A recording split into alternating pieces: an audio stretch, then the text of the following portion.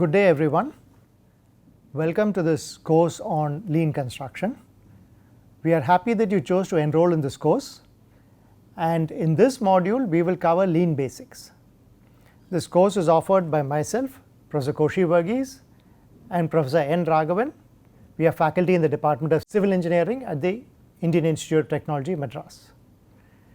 Now, in this session we will cover what is the basic elements we are going to cover in this course, and the topics we will take up are here shown on the slide. So, we will take a little bit on the course content, the structure, the pedagogy of the course, the core approach taken for this course. There are many ways in which a lean construction course can be taught. We will kind of explain the approach we are taking for this class, a little bit about NPTEL certification and what you can expect from the NPTEL certifications, and Professor Raghavan will then explain ILCE, who is another supporter of this course, the background for ILCE, as well as we will give a broad perspective on lean with talks from ILCE directors who explain to you what they see as lean construction and how it has impacted them.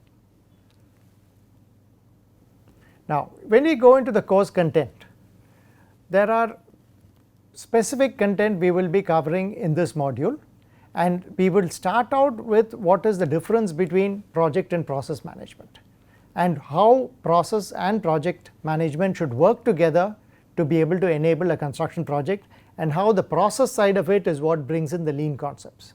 So, this is where we will start. In some ways this is the fundamental or a philosophical base for this module, and then we will go into the concepts of lean, the basic concepts, the methods used for lean, as well as the tools that are relevant to construction. Now, this will form the core where we talk about the tools and methods which support the concepts, and following this we will supplement it with industry practices on implementing these tools and concepts. A lot of times when you take the concepts and tools, or when you take the tools and try to implement it, it does not work the way we expect it to or the way it is given in a textbook. There are issues we will face when we implement on the field. We will bring case studies, we will tell situations in which the challenges are faced and how these challenges are being addressed by industry today. And learning is a never ending process. We have a lot of supplementary material on this, a lot more you can read to enhance your knowledge, enhance so much of information that is available out there. We will link you to supplementary reading material on the topics that we cover. Now, where does this take us? The long term goal here is to be able to actually gain knowledge on lean construction, its concepts and practices, and be able to adopt it in a fairly standardized manner. This is at least for the start. As we go deeper into lean, standardization will be a little more difficult because each project site is different, and each project site will require a little bit of custom look into its processes and the way it is operating. But ultimately we would like to standardize, we would like to have the objective to be able to standardize, because that is what brings in efficiency.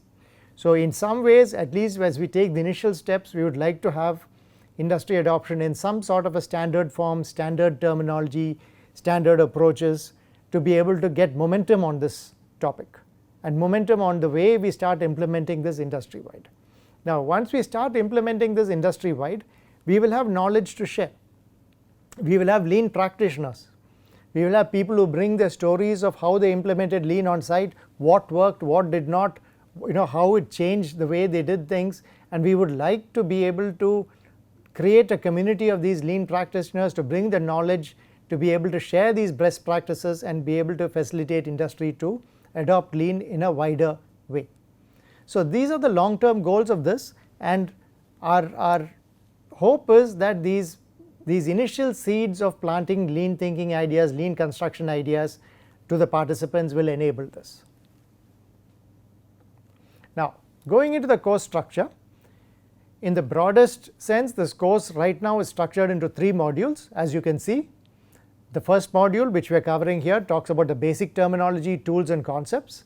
This will be in about 15 hours, 15 sessions, and about 10 hours for all sessions. And as discussed, there is a supplementary module which gives you a lot more information if you would like to go deeper into any topic. Now, we look at it from the Bloom's taxonomy side. We look at knowledge and comprehension as our objectives in the module 1.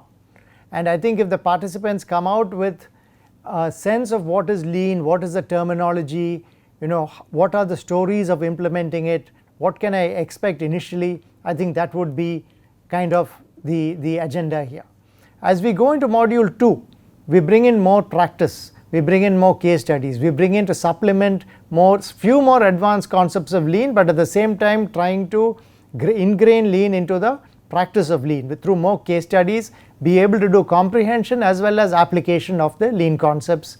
And as we go into module 3, we look at sustaining lean.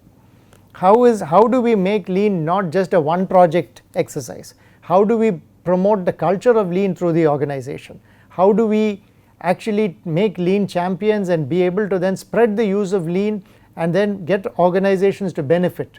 So, and how do you design lean programs?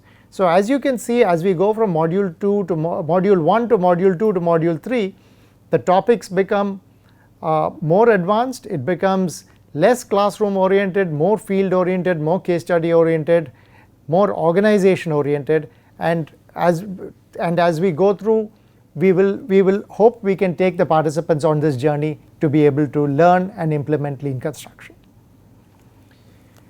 Now, when we go into the topics for lean basics, that is in this module, we will be covering several topics. So, here we have the introduction and the lean overview session, which will be covered in 2 sessions. In addition to this introductory session, we have a detailed session on the specific topics we are going to cover and kind of the rationale behind the topics. We then have a session on productivity measurement and improvement, and this is a standard topic. It has really not much background in lean, but we choose to cover this because this is the basis for which all measurements are done. And unless we improve productivity on our sites, the implementation of lean is not apparent. So, we cover this as a base. It is a foundation on which our metrics and benchmarking can be based, and the way it is done on sites today, we will be covering it in more detail and bring in certain concepts which will be required to be able to do the so-called ROI, so-called benefits of lean. So, this forms a base to the course. We then go on to more topics such as looking at sample and survey techniques and how we use it to identify waste. We look at value stream and process mapping, again to be able to look at the flow, look at the value stream, look at construction processes as a flow process, and be able to identify the waste and the inefficiencies in these processes. Then we move on to 5S, which is a very, very important tool in lean. We go to the collaborative planning system, or the LAST planner, which is a very construction specific tool that has been effectively used globally. And we cover the big room approach, which has been found to be very, very effective in implementing and bringing about collaboration among the project team. And we also look at the use of IT and BIM and its impact on lean. And this was finally followed with the last session on how to practice lean, and use of lean tools in project sites will be a wrap up session for this module.